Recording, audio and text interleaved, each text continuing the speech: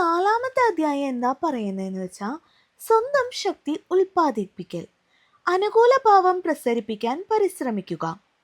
I am fine ലളിതസുന്ദരമായി നേട്ടങ്ങൾ കൈവരിക്കാൻ ലക്ഷ്യമിടുക. പിന്നെ ഐ ആം ഫൈൻ സ്പിരിറ്റും അതേപോലെ ലളിതമായി ചിന്തിക്കുക. മൂന്നാമത്തെ അധ്യായത്തിൽ പറയുന്നത് ധീരരായിരിക്കുക, പ്രശ്നങ്ങളെ അഭിമുഖീകരിക്കുക. ഇനി നാലാമത്തെ അധ്യായം എന്താ പറയുന്നതെന്ന് വെച്ചാൽ സ്വന്തം ശക്തി ഉൽപ്പാദിപ്പിക്കൽ, അനുകൂല ഭാവം പ്രസരിപ്പിക്കാൻ പരിശ്രമിക്കുക. ഐ ആം ഫൈൻ സ്പിരിറ്റിന്റെ 7ാം ഘട്ടം അനുകൂല പ്രഭാവം ദാനാത്മകത പ്രസരിപ്പിക്കാൻ എപ്പോഴും പരിശ്രമിക്കുക എന്നതാണ്. നമ്മൾ എപ്പോഴും നിഷേധാത്മകമായ ആശയങ്ങൾ പറഞ്ഞുകൊണ്ടിരുന്നാൽ നമ്മുടെ സുഹൃത്തുക്കൾ നമ്മളെ വിട്ടുപോകാൻ തുടങ്ങും.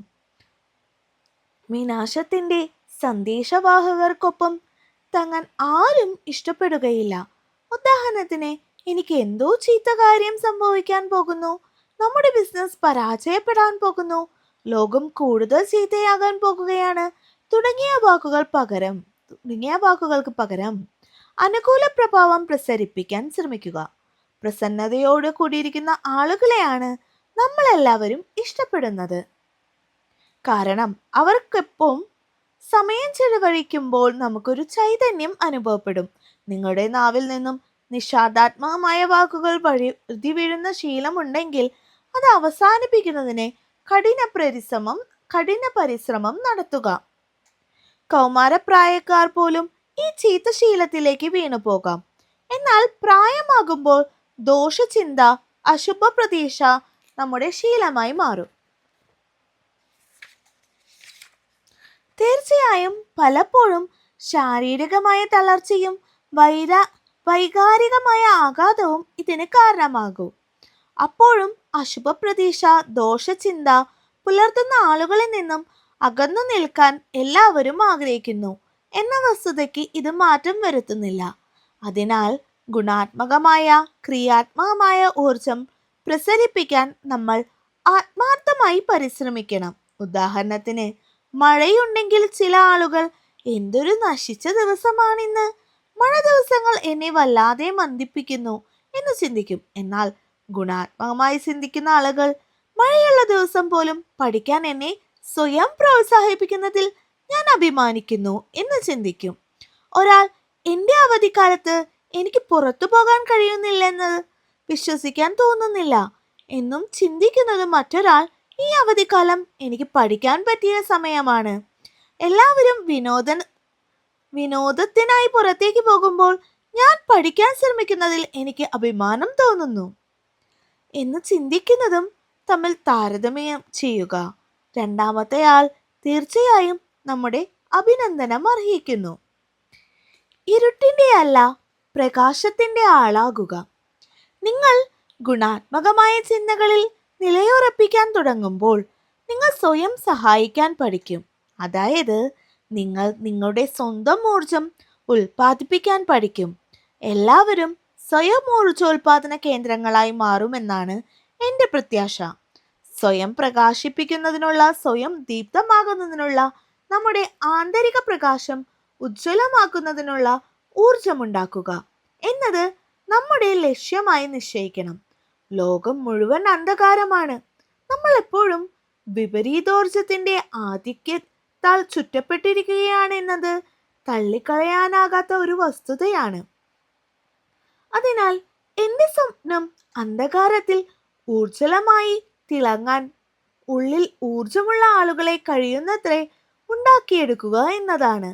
ആത്യന്തികമായ അപഗ്രഥനത്തിൽ അവന്റെ അല്ലെങ്കിൽ അവളുടെ സ്വന്തമായ ആന്തരിക പ്രകാശവും ഊർജ്ജലമായൊരു തിളക്കവും നിർമ്മിച്ചെടുക്കുന്നതിനുള്ള ഒരു വ്യക്തിയുടെ കഴിവാണ് ഏറ്റവും മുഖ്യമായ കാര്യം.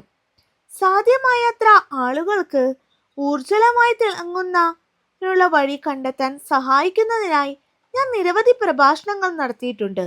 എന്നാൽ ലോകത്തെ ആകെ ദീപ്തമാക്കാൻ സഹായിക്കുന്ന എൻ്റെ സ്വന്തം നിലയ്ക്ക് എനിക്ക് സാധ്യമല്ല. അതിനാലാണ് ഞാൻ ആളുകളെ അവരുടെ സ്വന്തം പ്രകാശം ഉണ്ടാക്കാൻ പഠിപ്പിക്കാൻ ഇഷ്ടപ്പെടുന്നത്. ആളുകൾക്ക് ഒരിക്കൽ എന്റെ ഉപദേശങ്ങൾ മനസ്സിലാക്കുകയാണെങ്കിൽ അവർ അവരുടെ ഉള്ളിലുള്ള മെഴുകുതിരികൾ തെളിയിക്കാൻ പ്രാപ്തരാകും എന്ന് എനിക്ക് ഉറപ്പുണ്ട്. വൈകാതെ എന്തൊക്കെ പരീക്ഷണങ്ങൾ നിങ്ങളുടെ മാർഗമധ്യേ വരുന്നു എന്നത് കാര്യമാക്കേണ്ട. ഒരു ഗുണാത്മകമായ, നിർമ്മാണപരമായ, ഉത്സാഹഭരിതമായ മനോഭാവം പരിപാലിക്കാൻ നിങ്ങൾ പഠിക്കുമ്പോൾ അതിനർത്ഥം ലോകത്തിലെ 7 ബില്യൺ ആളുകളിൽ നിന്നൊരാളെ രക്ഷിക്കുക എന്ന ദൗത്യം ഞാൻ നിർവഹിച്ചിരിക്കുന്നു എന്നാണ്. നിങ്ങൾക്ക് വേണ്ടി ഇത് കൈവരിച്ചു കഴിഞ്ഞാൽ പിന്നെ നിങ്ങൾക്ക് ചുറ്റുമുള്ള ആളുകളെയും രക്ഷിക്കുന്നതിലേക്ക് നീങ്ങും. ഈ ലോകത്തെ ദീപ്തരാകുക എന്നതാണ് എന്റെ സ്വപ്നം. ഞാൻ പറയുന്ന ഈ ദീപ്തി എന്താണ്? ഈ പ്രകാശം അന്ധകാരത്തിന് വിപരീതമാണ്. ഇത് ഇരുട്ടിനെ തുരത്തുന്നതിനുള്ള ശക്തിയാണ്. അപ്പോൾ എന്താണ് അന്ധകാരം? അന്ധകാരം എന്നാൽ സത്യത്തെക്കുറിച്ചുള്ള അജ്ഞത, ആവലാതികൾ, അസന്തുഷ്ടി, ആത്യന്തികമായ മോഹങ്ങൾ തുടങ്ങിയവയുടെ പ്രതീകമാകുന്നു. നമ്മൾ നമ്മുടെ മനസ്സിനെ ഉള്ളറകളിലേക്ക് നോക്കുകയും അവിടം അവലക്ഷണകരമായ കാലുഷ്യം കൊണ്ട് നിറഞ്ഞിരിക്കുന്നതായി കാണുകയും ചെയ്യുമ്പോൾ അതാണ് ഞാൻ അന്ധകാരം എന്നതുകൊണ്ട് അർത്ഥമാക്കുന്നത്. നമ്മൾ ഒരിക്കലും അന്ധകാരത്തിന്റെ ആളുകളാകരുത്. അതിനു പകരം പ്രകാശത്തിന്റെ ആളുകളാകുക എന്നതായിരിക്കണം നമ്മുടെ ലക്ഷ്യം.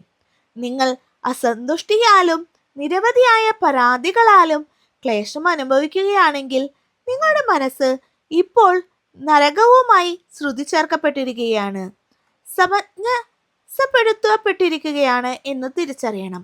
ആ അന്ധകാര ലോകത്തു നിന്നും പുറത്തു കടക്കുന്നതിന് ഒരു വഴി കണ്ടെത്താൻ ശ്രമിക്കുകയും വേണം.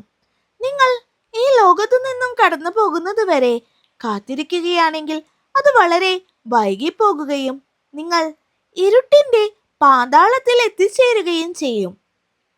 അതിനാൽ ഇപ്പോൾ തന്നെ പുറത്തേക്കുള്ള വഴി കണ്ടെത്താൻ ആരംഭിക്കുക. ഒഴിവുകഴിവുകൾ നിരത്തുന്നത് അവസാനിപ്പിക്കുക.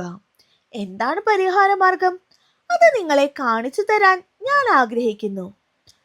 ആദ്യം നിങ്ങൾ ശരിയായ മനോഭാവം വളർത്തിയെടുക്കണം. ഇത് ചെയ്യുന്നതിനായി നിങ്ങൾ മനസ്സിൽ നല്ല വിത്തുകൾ വിതച്ചുകൊണ്ട് തുടങ്ങണം.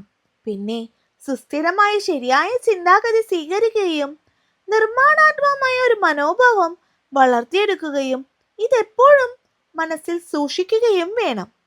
ഒടുവിലായി നിങ്ങൾ ശരിയായ നടപടികൾ എടുക്കുകയും വേണം. നിങ്ങൾക്ക് പരാതിപ്പെടാനുള്ള സമയമുണ്ടെങ്കിൽ നിങ്ങൾക്ക് ആ സമയം കൂടുതൽ നിർമ്മാണാത്മകമായ, ഗുണാത്മകമായ, ധീരമായ നടപടികൾ എടുക്കുന്നതിൽ വ്യാപൃതമാകുന്നതിനായി ചെലവഴിക്കാനാകുമോ എന്ന് സ്വയം ചോദിക്കുക. നമുക്ക് ഒരു കാര്യം ചെയ്യാൻ കഴിയാതിരിക്കുന്നതിനെ ഒഴിവുകഴിവുകൾ കണ്ടെത്താതെ ഇരിക്കണം എന്ന് ഊന്നിപ്പറയാൻ ഞാൻ ആഗ്രഹിക്കുന്നു. അങ്ങനെ ചെയ്യുന്നതിൽ പകരം ഇഞ്ചോടിഞ്ച് നമുക്ക് മുന്നോട്ട് പോകുന്നതിനുള്ള വഴി കണ്ടെത്തുക എന്നതാണ് പ്രധാനം. ഒന്ന് ശ്രമിച്ചു നോക്കുക പോലും ചെയ്യുന്നതിനു മുമ്പ് നമ്മൾ ഒഴിവുകഴിവുകൾ കണ്ടെത്തുന്നുണ്ടെങ്കിൽ നമുക്ക് ബുദ്ധി കൂടിപ്പോയി എന്നതിന്റെ സൂചനയാണത്. നിരവധി ആളുകൾ വയസ്സാകുമ്പോൾ ഇങ്ങനെ ചെയ്യാൻ തുടങ്ങുന്നു. അതുപോലെ തന്നെ ബുദ്ധിശാലികളായ ആളുകൾക്ക് ഇങ്ങനെ ചെയ്യുന്നതിനുള്ള പ്രവണത ഉണ്ടാകാറുണ്ട്. അതിനാൽ നിങ്ങൾ ഇടയ്ക്കിടെ ഒഴിവുകഴിവുകൾ ഉണ്ടാക്കുന്ന വ്യക്തിയാണെന്ന് നിങ്ങൾ തന്നെ ശ്രദ്ധയിൽപ്പെടുന്നുവെങ്കിൽ ചിന്തിക്കാൻ ഒരു നിമിഷം എടുക്കുക. ഈ ശീലം അവസാനിക്കാൻ തീരുമാനമെടുക്കുക. അതിനു പകരമായി കൂടുതൽ നിർമ്മാണാത്മകമായ മനോഭാവം പുലർത്താൻ ശ്രമിക്കുക. മുന്നോട്ടു പോകുന്ന വഴി അന്വേഷിക്കുക. നിങ്ങൾ എന്തുകൊണ്ട് ഒരു ജോലി പൂർത്തിയാക്കിയില്ല എന്ന് നിങ്ങളുടെ മേലുദ്യോഗസ്ഥനോട് വിശദീകരിക്കുന്നതിൽ നിർമ്മാണാത്മകമായി ഒന്നുമില്ല. എന്നാൽ കമ്പനി മെച്ചപ്പെടുത്തുന്നതിന് പുതിയ മാർഗങ്ങൾ അന്വേഷിക്കുകയും നിർദ്ദേശിക്കുകയും ചെയ്യുന്നവർ കമ്പനി തിരിച്ചടി നേരിടുന്ന കാലത്ത് കമ്പനിയെ രക്ഷിക്കാനും കമ്പനി സുസ്ഥിരമായിരിക്കുന്ന കാലത്ത് കമ്പനിയെ പുരോഗതിയിലേക്ക് കൊണ്ടുപോകുന്നതിനും കഴിവുള്ളവരായിരിക്കും.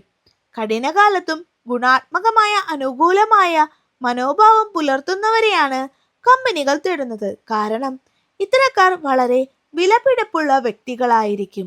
പലപ്പോഴും പ്രായമാകുമ്പോൾ നമ്മൾ കൂടുതൽ ചുറുചുറുക്ക് കുറഞ്ഞവരായി തീരും. എന്നിരുന്നാലും നിങ്ങൾ പ്രായമാകുമ്പോഴും ഊർജ്ജസ്വലതയോടെ ഇരിക്കാൻ നിങ്ങൾക്ക് കഴിവുണ്ടെങ്കിൽ കരിയറിൽ മാറ്റമുണ്ടായാലും നിങ്ങൾക്ക് ഒരു പ്രശ്നവും ഉണ്ടാകില്ല. എന്നാൽ നിങ്ങളുടെ ചുറുചുറുക്ക് ക്ഷയിക്കുകയാണെങ്കിൽ ഒരു ജോലി മാറ്റം നിങ്ങൾക്ക് ബുദ്ധിമുട്ടായേക്കാം. അത്രയുള്ളൂ നമ്മളിൽ ചിലർ. വയസ്സായവരെ ജോലി കണ്ടെത്തുന്നതിൽ നിന്ന് തടയുന്നത് ഈ തെറ്റായ വ്യവസ്ഥയാണ്. അല്ലെങ്കിൽ നമ്മളിൽ ധാരാളം പേർ ദരിദ്ര തൊഴിലാളികളാണ്. ലോകം മുഴുവൻ ദുരിതങ്ങളാണ്. അല്ലെങ്കിൽ ഇത് സർക്കാരിന്റെ കുറ്റമാണ്. ഈ ലോകത്തിന് എന്തോ കുഴപ്പമുണ്ട് എന്നിങ്ങനെയുള്ള ഒഴിവു കഴിവുകൾ നിരത്തുന്നവരാണ്. എന്നാൽ നമ്മൾ നമ്മുടെ മനോഭാവം മാറ്റണം എന്നതായിരിക്കും സത്യം. അതിനാൽ നിങ്ങളുടെ മനോഭാവം, നിങ്ങളുടെ ശീലങ്ങൾ, നിങ്ങൾ പറയുന്ന കാര്യങ്ങൾ, നിങ്ങളുടെ ചിന്താഗതി തുടങ്ങിയവയിൽ മാറ്റം വരുത്തിക്കൊണ്ട് ഒരു പുതിയ മുന്നേറ്റം ആരംഭിക്കുക. പിറുപിറുക്കുന്നവർക്ക് പ്രണയം കണ്ടെത്താനാകില്ല. പിറുപിറുക്കുന്നവർക്ക് പ്രണയം തിരികെ കിട്ടില്ല എന്നൊരു ജപ്പാനീസ് പഴഞ്ചൊല്ലുണ്ട്. ഈ പഴയ ഉദ്ധരണി ഒരുപക്ഷെ പുതിയ തലമുറയ്ക്ക് പരിചയമുണ്ടാകില്ല. പിറുപിറുക്കുന്നവർ തങ്ങളെക്കുറിച്ച് തികഞ്ഞ പരാജയബോധമുള്ളവരാണ്. തങ്ങൾ ഒന്നിനും കൊള്ളാത്തവരാണെന്നും പ്രണയഭാചനം തങ്ങളെ നിരസിക്കാനാണ് സാധ്യതയെന്നും ഇവർ ചുറ്റുമുള്ളവരോട് പറയും. ഇത്തരത്തിൽ സ്വന്തം പ്രവചിക്കുന്നവർക്ക് സാധാരണയായി പ്രണയ സാഫല്യമുണ്ടാകില്ല എന്നേ വിശ്വസിക്കൂ. ഇത്തരക്കാർ ധാരാളമുണ്ട്. മുറിവേൽക്കുന്നത് ഒഴിവാക്കാൻ ശ്രമിക്കുക മാത്രമാണ് ഇവർ ചെയ്യുന്നത്. വ്യായാമം ചെയ്യുമ്പോൾ വീഴുകയാണെങ്കിൽ താങ്ങാൻ ഒരു പായ ഇടുന്നത് പോലെയാണിത്. അവർ അവരെ തിരസ്കരിക്കുന്നതിൽ നിന്നും സ്വയം സംരക്ഷിക്കാൻ ശ്രമിക്കുകയാണ്. അവരുടെ പ്രണയം സ്വീകരിക്കപ്പെടാതെ വരുമ്പോൾ ഇതാണ് സംഭവിക്കാൻ പോകുന്നതെന്ന് എനിക്കറിയാമായിരുന്നു. ഇതിന് സ്വയം തയ്യാറായിരിക്കുന്നതിൽ ഞാൻ സന്തോഷിക്കുന്നു എന്ന് മാത്രമായിരിക്കും അവരുടെ മറുപടി. ഈ മനോഭാവമുള്ള ആളുകൾ പ്രണയകാര്യത്തിൽ ഭാഗ്യം കുറവായിരിക്കും. അതിനാൽ നിങ്ങൾ അവരിൽ ഒരാളാണെങ്കിൽ ഇപ്പോൾ തന്നെ നിങ്ങളുടെ മനോഭാവത്തിൽ മാറ്റം വരുത്തുക. തീർച്ചയായും ഒരു സ്ത്രീയോട് തൻ്റെ പ്രണയം പറയുന്ന അല്ലെങ്കിൽ അവളെ വിവാഹം കഴിക്കാനുള്ള താല്പര്യം അറിയിക്കുന്ന ഒരു ചെറുപ്പക്കാരൻ തിരസ്കരിക്കപ്പെടാനുള്ള സാധ്യത വളരെ കൂടുതലാണ്. എന്നാൽ പുരുഷ സ്ത്രീയുടെ ഭാഗത്തു നിന്ന് ചിന്തിച്ചു നോക്കണം.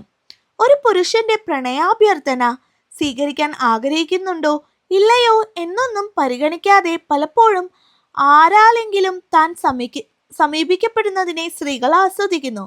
പലരും നിങ്ങൾ അവർക്ക് നിരസിക്കാൻ ഒരു അവസരം കൊടുക്കണമെന്ന് ആഗ്രഹിക്കുന്നു. ചില സ്ത്രീകൾ നിങ്ങൾ കൊടുക്കുന്ന സ്നേഹം തിരികെ തന്നേക്കില്ല. മറ്റുള്ളവർ വാസ്തവത്തിൽ തനിക്ക് സ്വീകരിക്കുന്നതിനായി ഒരു പുരുഷൻ തന്നെ സമീപിക്കാൻ കാത്തിരിക്കുന്നവരായിരിക്കും. നിർഭാഗ്യവശാൽ പല സ്ത്രീകളും ഒരു പ്രത്യേക ആണിനോട് ആകർഷമുള്ളവരും അയാൾ ഒന്ന് ശ്രമിക്കുക പോലും ചെയ്യാതെ പരാജയം സംബന്ധിച്ച് തങ്ങളെ സമീപിക്കാതെ മാറി നിൽക്കുന്നതിൽ നിരാശപ്പെടുന്നവരുമാണ്. അയാൾ ഒരിക്കൽ സമീപിക്കാത്തതിൽ നിരാശപ്പെടുന്നവരായിരിക്കും അവർ. അവനെ തിരസ്കരിക്കാൻ അവൻ തങ്ങൾക്ക് ഒരു അവസരം തരണമെന്ന്, അല്ലെങ്കിൽ അവന്റെ 4ാമത്തെ ശ്രമത്തിൽ അവനെ സ്വീകരിക്കാൻ തയ്യാറാകും വരെ 3 തവണ നിരസിക്കാൻ അവസരം തരണമെന്ന് ആഗ്രഹിക്കുന്നവരായിരിക്കും. സ്ത്രീകൾ തിരഞ്ഞെടുക്കാനുള്ള അവസരം ലഭ്യമാക്കപ്പെടാനും അത് ചെയ്യാനുള്ള അവസരം പുരുഷന്മാർ ആദരവോടെ അവർക്ക് സമർപ്പിക്കണമെന്നും ആഗ്രഹിക്കുന്നു. ഈ വീക്ഷണം നിങ്ങൾ ഏറ്റെടുക്കുകയാണെങ്കിൽ തിരസ്കരിക്കപ്പെടുക എന്നത് അത്ര മോശം കാര്യമല്ല എന്ന് നിങ്ങൾ മനസ്സിലാകും. അത് നിങ്ങൾക്ക് സംഭവിച്ചാൽ നിങ്ങൾ ചെയ്തത് ഒരു മാന്യമായ പ്രവൃത്തി തന്നെയാണ്. സ്ത്രീകൾക്ക് ഒരു തെരഞ്ഞെടുപ്പിനുള്ള അവസരം കൊടുക്കുകയാണല്ലോ ചെയ്തത്. പുരുഷന്മാർക്ക് കൂടുതൽ ധീരന്മാരാകുമെന്നും ആണുങ്ങളുടെ വിവാഹാഭ്യർത്ഥന നിരസിക്കാൻ പെണ്ണുങ്ങൾക്ക് കൂടുതൽ അവസരം കൊടുക്കുമെന്നും ഞാൻ പ്രത്യാശിക്കുന്നു. നമ്മളെ തന്നെ ആവർത്തിച്ച് വെല്ലുവിളിക്കാതെ ഒന്നും നേടാനാകില്ല. നമ്മളെ തന്നെ നമ്മൾ വീണ്ടും വീണ്ടും വെല്ലുവിളിക്കുകയല്ല എങ്കിൽ നമുക്ക് ഒരിക്കലും ഒന്നും നേടാനുള്ള പ്രാപ്തി ഉണ്ടാക്കില്ല. ഇത് നമ്മുടെ ജോലി കാര്യത്തിലും ശരിയാണ്. നമ്മുടെ ചെറുപ്പകാലത്ത് മിക്കപ്പോഴും ജോലി സ്ഥലത്ത് നമ്മൾ എത്ര നിർദ്ദേശങ്ങൾ നമ്മുടെ മേലുദ്യോഗസ്ഥർക്ക് സമർപ്പിച്ചാലും നമ്മൾ അവതരിപ്പിക്കുന്ന ആശയങ്ങൾ ഒന്നും തന്നെ അംഗീകരിക്കപ്പെടില്ല. എന്നിരുന്നാലും നിങ്ങൾ ആശയങ്ങൾ സമർപ്പിക്കുന്നത് ഉപേക്ഷിക്കാതിരിക്കുകയും തുടർച്ചയായി നിങ്ങളുടെ ആശയങ്ങൾ അവതരിപ്പിക്കുകയും ചെയ്താൽ ഉറപ്പായും നിങ്ങളുടെ ദൃഢാഗ്രഹം അവരുടെ മനസ്സിനെ സ്വാധീനിക്കും. പല മേലുദ്യോഗസ്ഥരും ആദ്യം നിങ്ങളുടെ നിർദ്ദേശത്തിന്റെ ഗുണനിലവാരം എന്ത് എന്ന് പരിഗണിക്കാതെ പെട്ടെന്ന് തന്നെ നിങ്ങളുടെ ആശയങ്ങൾ തള്ളിക്കളയും. അവർ നിങ്ങളോട് ഇതിവിടെ നിന്റെ ആദ്യത്തെ വർഷമാണ്, അല്ലെങ്കിൽ നീ വെറും 3 വർഷമേ ആയിട്ടുള്ളൂ ഞങ്ങളോടൊപ്പം, അല്ലെങ്കിൽ നീ എന്താ നിലമറന്ന് പെരുമാറുകയാണോ എന്നിവ പോലുള്ള വാക്കുകൾ പറഞ്ഞേക്കാം. നിങ്ങളുടെ മേലുദ്യോഗസ്ഥൻ നിങ്ങൾക്ക് പ്രായത്തിൽ കവിഞ്ഞ ബുദ്ധിയും കഴിവും ഉണ്ടെന്നത് ശ്രദ്ധിക്കുകയും നിങ്ങളുടെ നിർദ്ദേശങ്ങൾ സ്വീകരിച്ചാൽ അത് നിങ്ങളുടെ മുതിർന്ന സഹപ്രവർത്തകർക്കിടയിൽ അസൂയകൾ ഉണ്ടാക്കുന്നതിനുള്ള പ്രചോദനമായേക്കാം എന്ന് ആശങ്കപ്പെടുകയും ചെയ്യുന്നതുകൊണ്ടും ഇങ്ങനെയൊരു സമീപനം പുലർത്തിയേക്കാം. അതുകൊണ്ട് നിങ്ങളുടെ മേലുദ്യോഗസ്ഥൻ ഉച്ചത്തിൽ ഒരു നോ പറഞ്ഞുകൊണ്ട് നിങ്ങളുടെ ആശയത്തെ പുറന്തള്ളിയാലും അതുകൊണ്ട് മനസ്സ് തളരരുത്, വിട്ടുകളയരുത്. ദൃഢതയോടെ നിങ്ങളുടെ ആശയം ഊന്നിപ്പറയുന്നത് തുടരുക. നിങ്ങൾ ഏറ്റവും അധികം ദൃഢനിശ്ചയത്തോടെ നിൽക്കുന്ന വ്യക്തിയാണെങ്കിൽ പിന്നെ മേലുദ്യോഗസ്ഥൻ ഒടുവിൽ നിങ്ങളുടെ ആശയം സ്വീകരിക്കാൻ തീരുമാനിച്ചാലും ആർക്കും പരാതിപ്പെടാൻ ഒരു കാരണവും ഉണ്ടായിരിക്കില്ല. അതുകൊണ്ട് എപ്പോഴെങ്കിലും നിങ്ങളുടെ അഭിപ്രായം അവഗണിക്കപ്പെടുന്നതായി കാണുന്നുവെങ്കിൽ ഓർക്കുക, അതൊരു പുതിയ ജീവനക്കാരനിൽ നിന്നുള്ള ഒരു ആശയം പെട്ടെന്ന് സ്വീകരിച്ച അത് മുതിർന്ന സഹപ്രവർത്തകരിൽ നിന്ന് അസൂയ ക്ഷണിച്ചു വരുത്തുകയും അവർ പിന്നീട് നിങ്ങളെ ക്ലേശിപ്പിക്കുകയും ചെയ്തേക്കാം എന്നതുകൊണ്ടുമാകാം. ഇനിയും വളരാനും ഭാവിയിൽ വിജയിക്കാനും സാധ്യതയുള്ള ആളാണ് നിങ്ങളെങ്കിൽ ഈ അനുഭവം നിങ്ങൾക്കുണ്ടാകാനുള്ള സാധ്യതയും കൂടുതലാണ്. നിങ്ങളുടെ മേലുദ്യോഗസ്ഥൻ അതിനൊരു ഉപയോഗശൂന്യമായുള്ള ആശയമാണ്, അല്ലെങ്കിൽ ഒരു കോളേജ് വിദ്യാർത്ഥികൾ പോലും ഇങ്ങനെ ഒരു ആശയവും കൊണ്ടുവരാൻ കഴിയും. നിങ്ങളുടെ യഥാർത്ഥ ജീവിതം കണ്ടുപഠിക്കണം എന്നിങ്ങനെയുള്ള വാക്കുകൾ കൊണ്ട് മനഃപൂർവ്വം നിങ്ങളെ മുന്നോട്ട് തള്ളിവിടാൻ ശ്രമിക്കുന്നതായേക്കാം നിങ്ങളെ ഒന്ന് ക്ലേശിപ്പിക്കാൻ ാൽ നിങ്ങൾ എങ്ങനെയായിരിക്കും അതിനെ അഭിമുഖീകരിക്കുന്നത് എന്നറിയുന്നതിന് വേണ്ടി നിങ്ങളെ ഒന്ന് പരീക്ഷിക്കുന്നതായിരിക്കാം ചിലപ്പോൾ മേലുദ്യോഗസ്ഥൻ ഇങ്ങനെയുള്ള വാക്കുകൾ പറയുന്നത്. അധികാര സ്ഥാനങ്ങൾ കൈവരിച്ചിട്ടുള്ള സമർത്ഥരായ ആളുകൾ ചിലപ്പോൾ അവരുടെ കീഴ് ജീവനക്കാർ നിങ്ങൾ നോക്കിക്കോ, ഞാൻ വിട്ടുകൊടുക്കാൻ പോണില്ല എന്ന് സ്വയം പറയുകയും വീണ്ടും വീണ്ടും അവരുടെ ആശയങ്ങളുമായി തിരികെ വരികയും ചെയ്യുമെന്ന് പ്രതീക്ഷിച്ചേക്കാം. അവർ എപ്പോഴും നല്ല ഉറച്ച നട്ടിലുള്ള ജീവനക്കാരെ പരതുകയായിരിക്കും. ഒരു സ്ത്രീയെ സമീപിക്കുന്നതിന് ഒരു പുരുഷനെ സഹായിക്കുന്ന അതേ തത്വം നിങ്ങളുടെ തൊഴിൽ മണ്ഡലത്തിലും പ്രയോഗിക്കാവുന്നതാണ്. നിങ്ങളുടെ ആശയങ്ങൾ നല്ലതോ ശരിയായതോ ആണെന്ന് നിങ്ങൾ വിചാരിക്കുന്നുവെങ്കിൽ അവയുമായി തിരികെ ചെല്ലുന്നത് തുടർന്നുകൊണ്ടിരിക്കുക. നിങ്ങൾ ഇടയ്ക്കിടെ ഒഴിവുകഴിവുകൾ കണ്ടെത്തുകയും നിങ്ങളുടെ പ്രശ്നങ്ങളിൽ നിന്ന് ഓടി ഒളിക്കുകയും ചെയ്യുന്നുവെങ്കിൽ ദയവായി നിങ്ങളുടെ ജീവിതം ഗുണാത്മകവും നിർമ്മാണാത്മകവുമായതാക്കി മാറ്റുന്നതിൽ നിരന്തരമായ പരിശ്രമം നടത്തുക. അങ്ങനെ ചെയ്യുന്നതിലൂടെ നിങ്ങൾ സുന്ദരമായി വിജയം കൈവരിക്കുമെന്ന് എനിക്ക് ഉറപ്പുണ്ട്. അങ്ങനെ രണ്ടാമത്തെ അധ്യായം കഴിയാണ്. അതിലെ 4 ലെസണും ഉണ്ട്. അപ്പോൾ ആദ്യത്തെ ലെസണൊക്കെ കാണണമെങ്കിൽ മുന്നത്തെ ട്യൂട്ടോറിയൽ കാണുക, മുന്നത്തെ ബുക്ക് റീഡ് ചെയ്യുന്നത് കാണുക. അപ്പോൾ എല്ലാവരും യൂട്യൂബ് ഞങ്ങളുടെ ചാനൽ ലൈക്ക് ആൻഡ് സബ്സ്ക്രൈബ് ചെയ്യുക, ഫോളോ ചെയ്യുക. ഞാൻ ഈ ബുക്ക് എന്തായാലും കംപ്ലീറ്റ് ആക്കും, എന്തായാലും ഇത്രയും വായിച്ചു തുടങ്ങിയതല്ലേ. ഓക്കെ, അപ്പോൾ എല്ലാവർക്കും ശുഭദിനം. Good bye.